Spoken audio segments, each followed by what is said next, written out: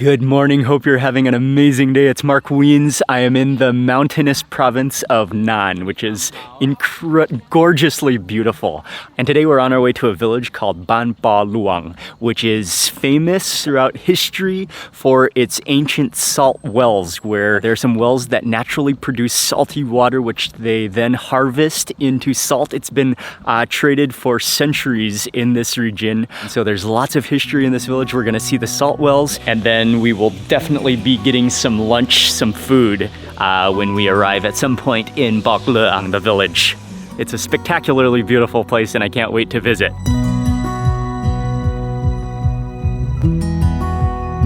We started this morning in a place called Pua, which is a bigger village across the mountains, and right now we're in the middle of the mountains. We just stopped at this lookout point just to have a quick break, and I just had to show you the view here. It's just spectacular. We are in Doi Phuka, which is the national park, mountain park here.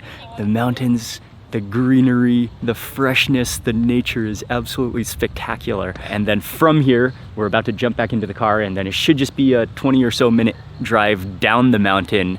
We're gonna descend to the village of Ban Bo Luang. Stretching a little bit here, enjoying this unbelievable mountain park and the gorgeous scenes.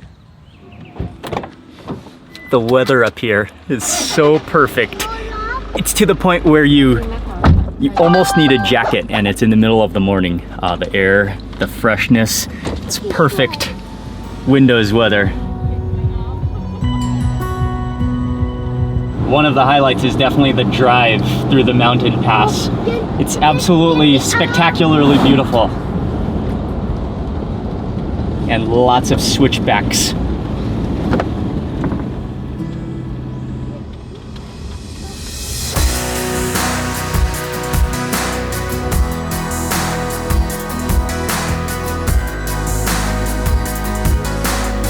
Really quickly though, still at the top of the mountain, we're gonna stop. Oh yeah, we're gonna stop at this small hill tribe local market where they're selling some foraged ingredients, some things that they grow right here. You can smell, oh, they're grilling some corn right now. ข้าวโพดอันนี้เขาควายค่ะเขาควายเหรอคะเอาควาย นี่เราชิมได้นู่นเนี่ยขอบคุณค่ะกินของธรรมชาติ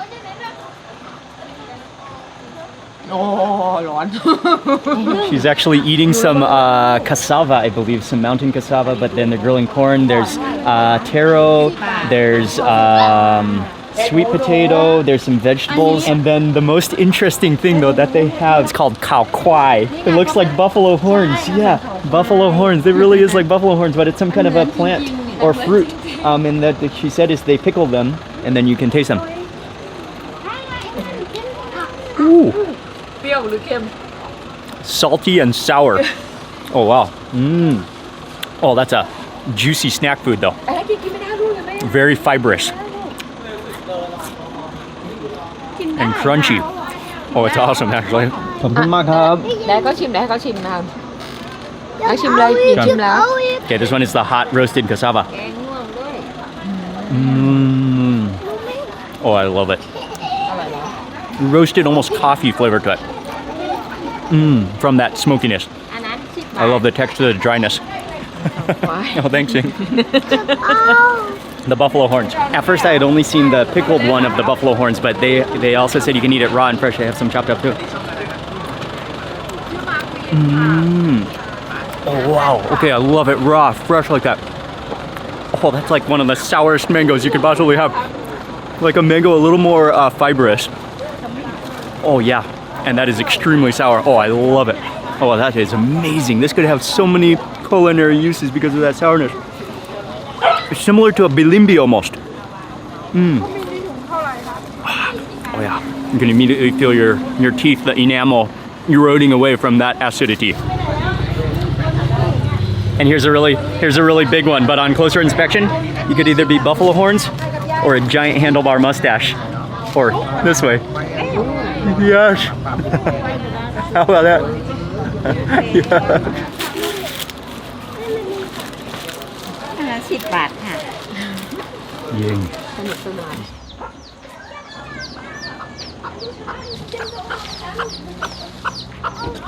Okay. Oh, and they wrapped it in banana leaves so you can smell that fragrance. And they pulled these cobs of corn right off the fire. They're smoky golden yellow on the inside.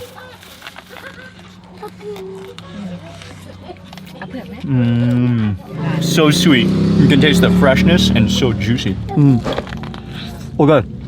Great stop. We're on our way now down the mountain, but that was a great stop. Beautiful, gorgeous market. Amazingly fresh ingredients right here from the mountaintop.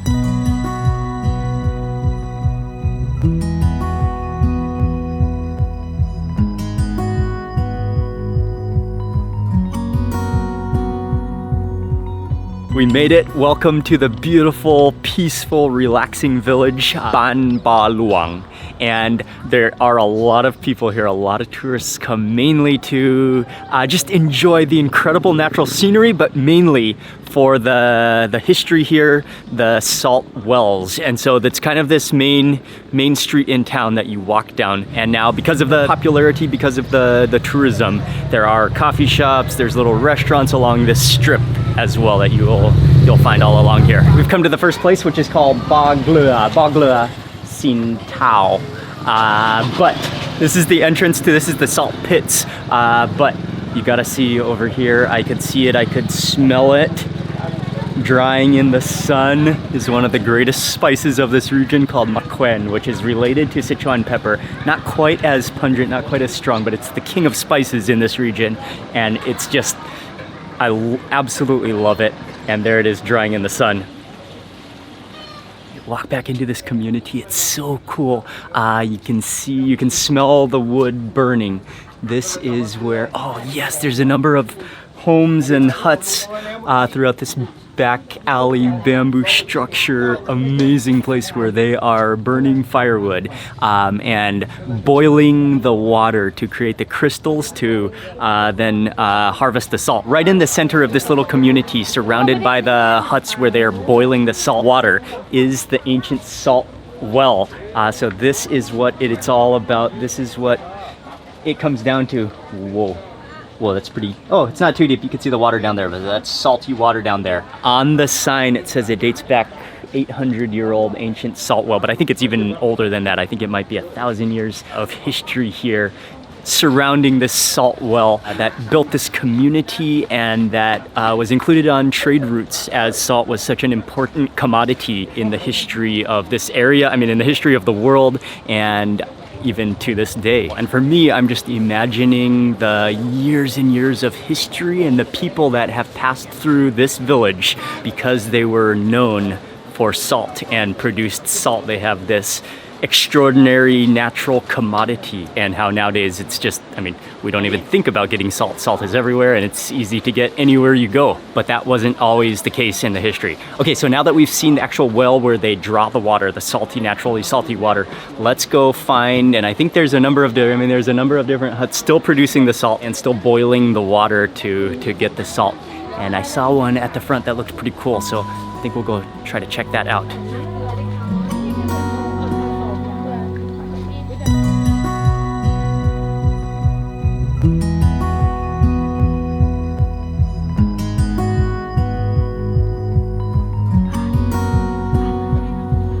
This part is so cool where they have these giant woks which sit over a mound of what looks like clay formed into a stove, and they just keep stoking the fire, a smoky fire, low heat, and so the woks are filled with the well water. And then when the water starts to dehydrate, it starts to form the salt crystals. You gather the salt and then they have these baskets hanging over them. She was explaining to us that part of the art of making the salt, of boiling the salt, is really keeping the fire at a certain temperature, because she said if you have too high of a flame, if it's too strong, it will boil out too fast. And then if it's too low, of course, maybe it will take too long. So it's really an art to get the fire, to stoke the fire at the perfect temperature. She told me that they boil the water for about 5 hours before it's ready to then scoop the salt out. But again, throughout history, people would use the salt, and it got transported all across the region as a necessity, as a commodity for food and preservation. What I like about this place is that they have shifted, the community have shifted, well, they still make the ancient salt in the ancient way, but they have shifted to making local products, which they all sell. Each family sells soaps. She has a lot of cool products all related to salts, including some different types of soaps, some body scrubs and spa ingredients or spa items, and then some of the food products, different types of salt, but also a lot of the pure salt. One is a finer grain, and one is the bigger, huge crystals, like a finishing salt. And she has some you can test. But we are buying some products. Ying is buying a few things. Rock salt wash, cool. Yeah, that's a good idea. Yeah. And also we got to get some of the flour salt, just the bigger crystals for cooking.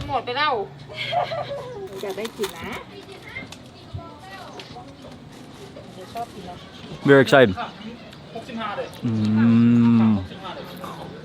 The complexity. Oh yeah, that is salty. That is pure salt. That depth of flavor, that crunch, that mineral content. Wow, that is so flavorful. So complex and so pure. You could just imagine that, how it would complement anything you put it on. And then one more thing to see about the salt is right across in the sun here drying. And she said something like the finer salt doesn't need to dry in the sun. Maybe they just scoop it out. But then for the larger crystals to be able to formulate, to be able to form in that flour, big pieces of salt, they let it dry in the sun like this. Down the road that way.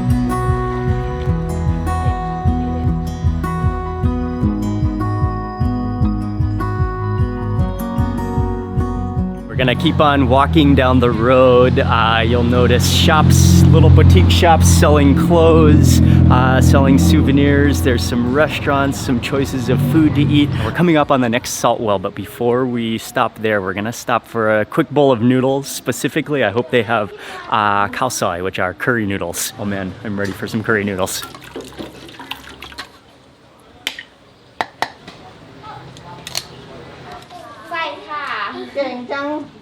Okay.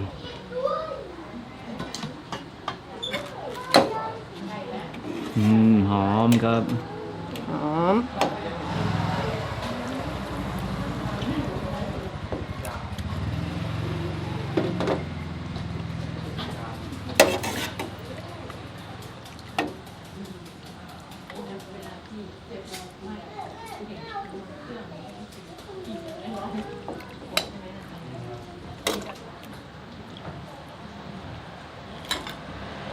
Okay. Okay.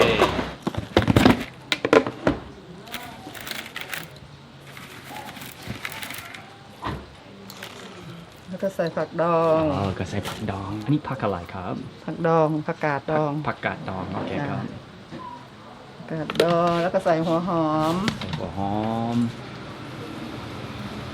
โรยต้นผักชี ผักชี ต้นหอมผักชี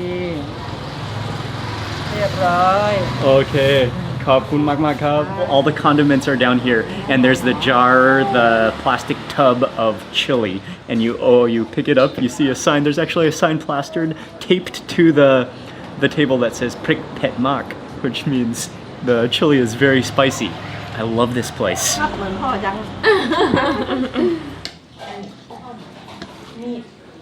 And immediately you can see that the broth, the coconut milk curry, is thin, doesn't look overly rich, but it's very aromatic. You smell the chicken, you smell the light fragrant spices and the toppings that she adds. And her noodles are also very thin, and also the fried noodles. And then she finishes it off with some of her homemade pickled preserved mustard greens as well as coriander. And then chicken in here as well. Before seasoning, I'm just gonna taste a little bit of that broth though. But I almost cannot wait to try that chili.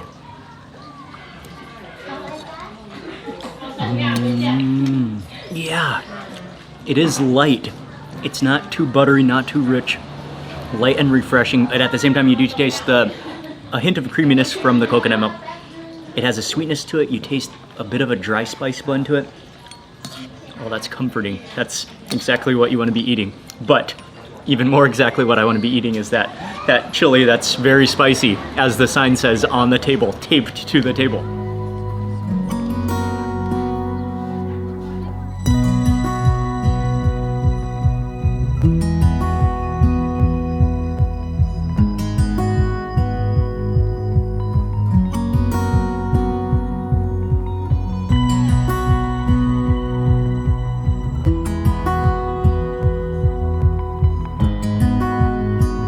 Oh, I can't wait to retry it now.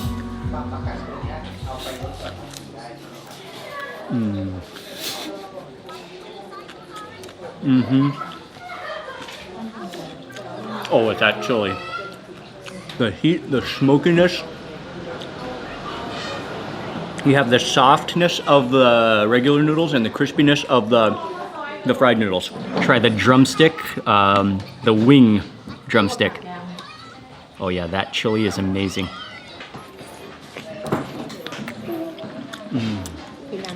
This is just good home cooking, cooked with so much love and passion in her yard. And it's just it's a very simple tasting bowl of khao soi. But it's just warming, it's soothing, it's delicious, and her chili is outstanding.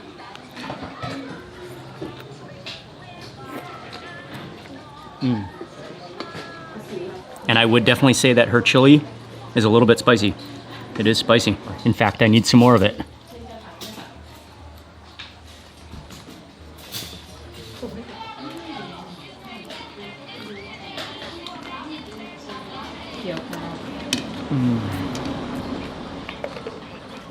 That chili is what makes it for me.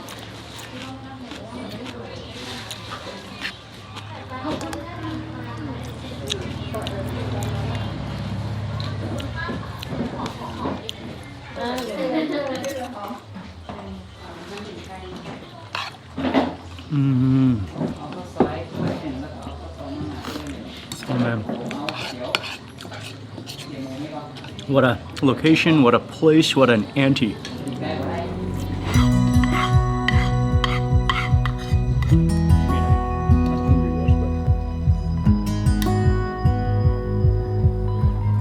Delicious bowl of khao soi. And we are refreshed and ready to keep walking down to the next salt well.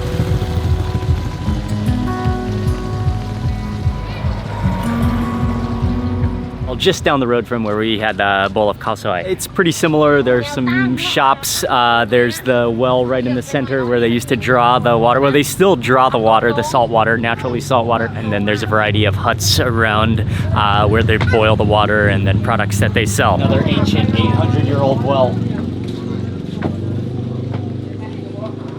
Oh, this one, the water starts right there. Again, very cool to see, but almost exactly the same process as the other salt well, salt pond.